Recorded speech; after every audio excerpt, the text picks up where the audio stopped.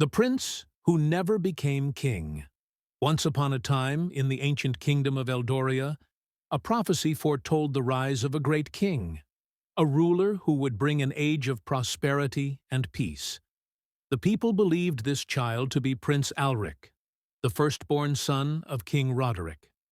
From the moment he took his first breath, Alric was raised to be the ruler his people needed, trained in swordplay, diplomacy, and the wisdom of the ancients.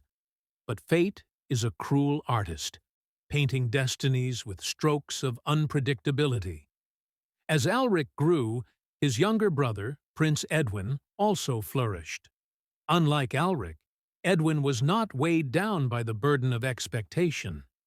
He roamed the streets disguised as a commoner, speaking with merchants, farmers, and soldiers. He understood the struggles of the people firsthand, while Alric remained bound by the chains of royal duty. On the eve of his coronation, Alric stood before the Grand Council, his father's crown resting on a velvet cushion before him. He had spent his life preparing for this moment, yet doubt clawed at his heart. As he looked upon his people, he realized he did not know them. He had been shaped into a king, but he had never truly lived among those he was meant to rule. With a steady voice, he spoke words that would forever change the kingdom. "I am not the king Eldoria needs."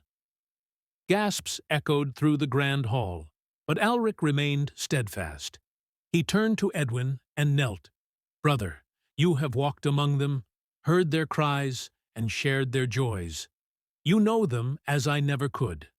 The crown belongs to you." Edwin was stunned, but as he looked into his brother's eyes, he saw the truth in his words.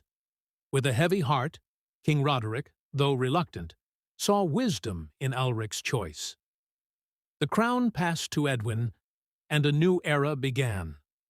Alric left the palace that night, shedding his royal garments for the robes of a scholar.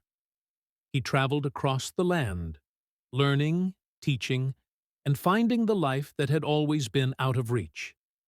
Though he never became king, his wisdom shaped Eldoria in ways no throne ever could. And so, the prince who was destined to rule became the man who chose freedom, and in doing so, became greater than any king.